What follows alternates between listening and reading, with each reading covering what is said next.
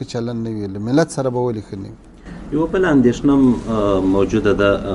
خلکو سره دا سوال سته ځینې جهتونه طالبان یوه خاص قوم ته منسوبوي که چیرې طالبان اقتدار ته ورسیږي دغه ستونزه خو موجوده نه وي بیا به دوی له نورو اقشارو نورو قومونو سره تبعیضي چلند کوي دې اندېښنې ته تاسې څه ځواب لرئ؟ افغانستان خو په ټولو ولایتونو جوړ افغانستان ده او د افغانستان قومونه په مختلفو ولایتو کې پراته دي او تقسیم دي. اوس دا جهاد ګوره په ټولو ولایاتو کې شته. څوک به دا ثابته کړي چې له کندهار یا له هلمند مجاهدین تللي او په بدخشان کې جنګېدلي. دا پروسه کال چې په جوزجان کې د داعش ډېره لویه فتنه وه دا چا له بیخه وکړي کله د اسلامي امارت مشرتابه یو هدایت و د سیمې قومونو هغه که د ازبک قوم مجاهدینو که د تاجکو مجاهدینو که د نورو قومو څومره قربانۍ ورکړې او هغه مشکل ټول حل کو. همداسې په بدخشان کې او په بل ولسوالۍ نیول کېږي او ساتل کېږي 5 کاله 4 کاله دا خو د هغې سیمې مجاهدین دي. دا اوس تاسې ولیدې په تخار کې څو ولسوالۍ فتح شوې په بغلان کې فتح شوې او په شمال کې فتوحات وسو په مزار کې په نورو ولایاتو کې دا خو ټول د هغو سیمو مجاهدین دي. نو دا سوال اصلا راپورته کېدای نشي. د موږ په رهبري شورا کې مختلف قومونه شته د موږ په تشکیلاتو کې مختلفو قومونو او د سمتونو خلک شته او عملا په ټولو ولسوالیو کې اوس داسې ځای شته نه چې هلته د مجاهدین نه وي او اوس هغه وخت نه ده چې د یوه ولایت د یوې سیمې مجاهدین به بل سیمې ته ځي. د همغه سیمې مجاهدین دي همغه قومونه دي همغه مخور خلک دي چې رامخته سوي دي او د جهاد بیرغ یې اوچت کړی ده. نو دا سوال نه پیدا کېږي نه دا څوک کولی شي ځکه هر څوک هر څه په سترګو ویني او د هر څه عمل ثابت کړو. متقي صاحب تاسې د ډاکټر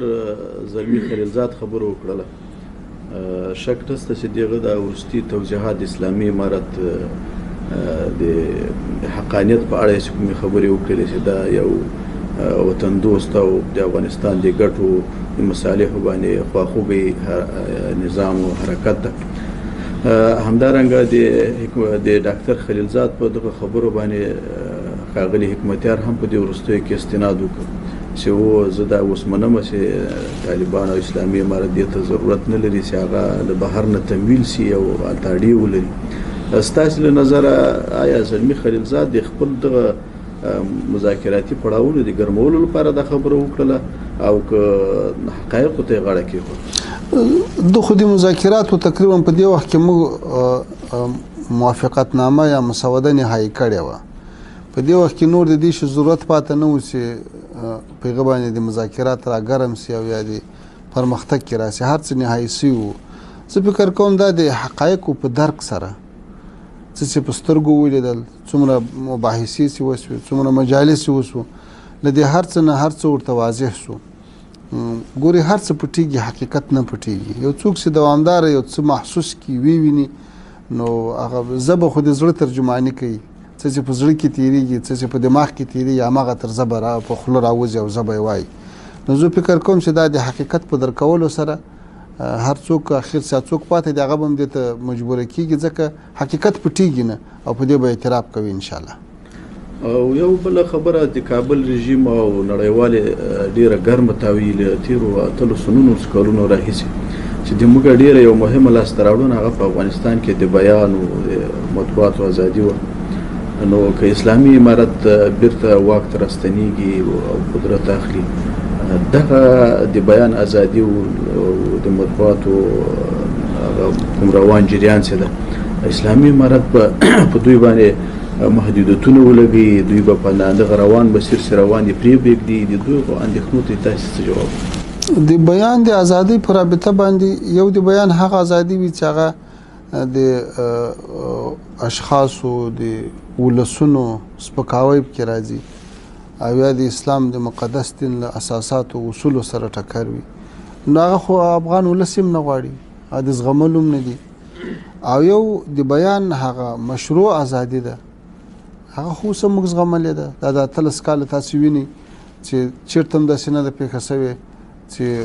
دا دومره رسنۍ دي حتی تقریبا د 10,000 نه زیات کسانو په رسنیو کې کار کوي. داسې چاته د امارت لخوا تاوان نه ده رسېدلی چې هغوی دې هغه خپله وظیفه په داسې شکل ادا کړي چې جاسوسي دې نه وي کړې او یو هغه څوک چې هغوی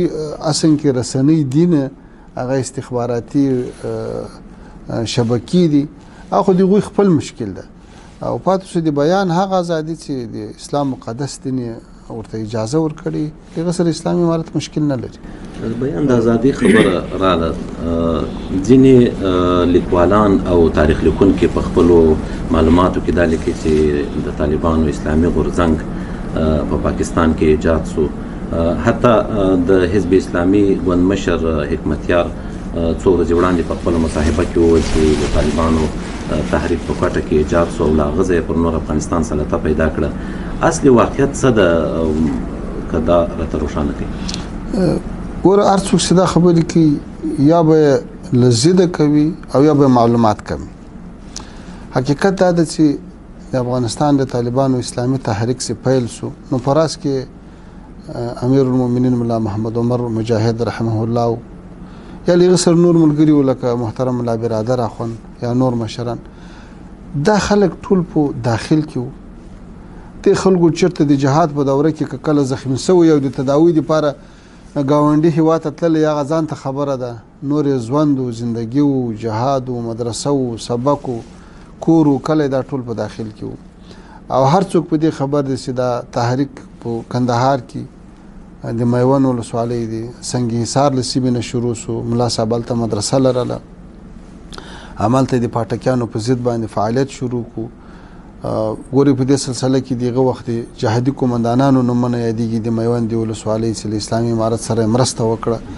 او بیا دا کار شروع سو بیا له هغه طرف نه راتو چې بیا د کندهار ښار ته څنډو ته راورسېدو ډنډ ولسوالۍ ته راورسېدو له هغه بعد تقریبا 3 میاشتې یا څه باندې 3 میاشتې دا تحریک په هغو سیمو کې و ډېرې پراخې سیمې حالت تر کنټرول لاندې راوستې بیا له هغه ځای نه تشکیل وکړو د بولدک ولسوالۍ ته چې بیا بولدک ولسوالۍ په هغه تشکیل په نتیجه کې ونیول سوه له هغه بعد بیا د کندهار ښار پسې ونیول سو نو دا تحریک له داخل نه شروع سوی و په داخل کې فعالیت کوو او د هغو ناخواله پوزیت شروع سوی و چې هغه په داخل کې جریان درلود دا چې څوک د کوټې خبرې کوي یا د نور چا خبرې کوي یو ثبوت دې پیش کړي چې یوه غونډه په کوټه کې سوې ده یوه غونډه په پېښور کې سوې ده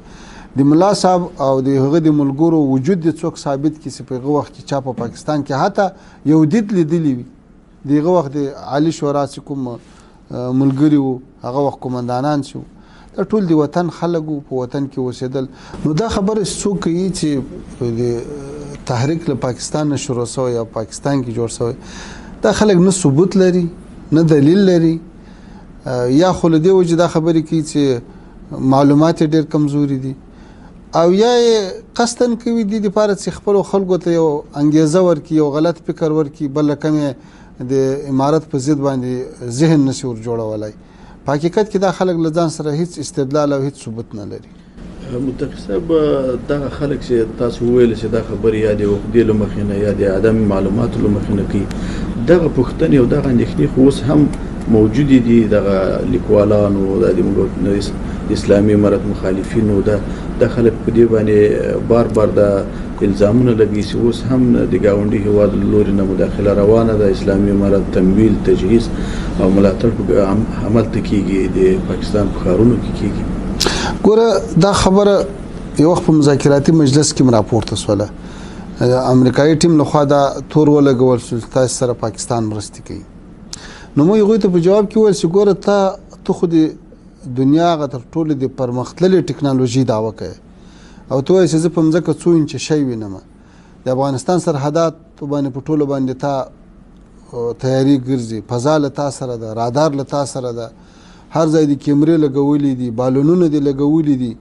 نو دا ولې دا مداخلت ته په سترګو نه وینې ولې بیا مخه نه نیسي چې امکانات هم لري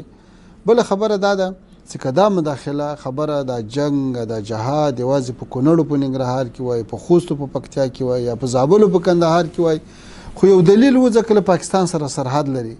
اوس خو د جهاد قوي جبهات په مرکزي ولایاتو کې دي په شمالي ولایاتو کې دي په د جنوبي غرب په حوزه کې دي تاسو وګورئ په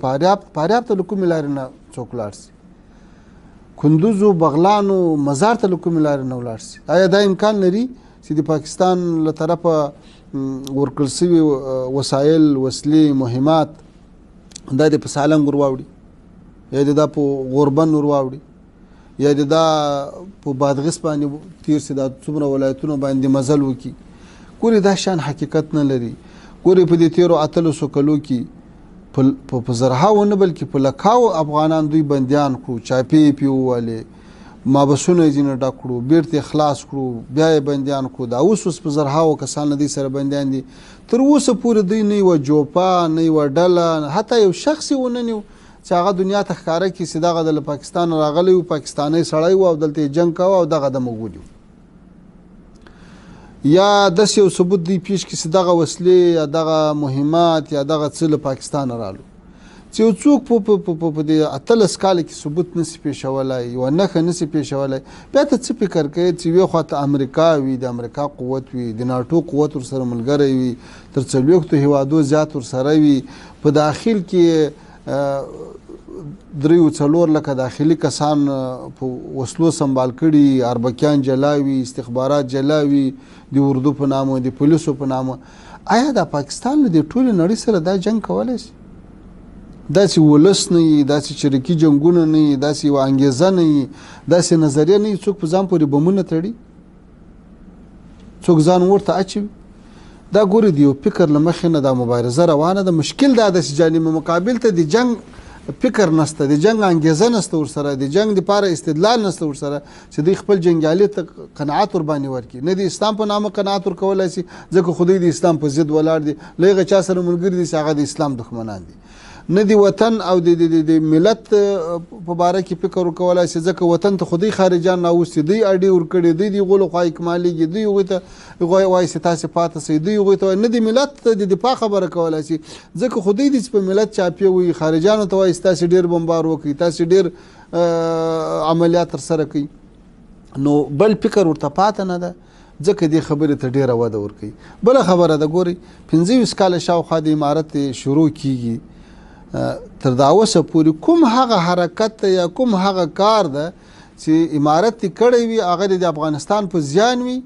او د پاکستان ګټې د لحاظ شوي وي دا بېله خبره ده د امارت ځینې کارونه نه تنها پاکستان ته بلکې ټوله ګاونډیانو ته بلکې ټولې دنیا ته په ګټه و چې هغه امن و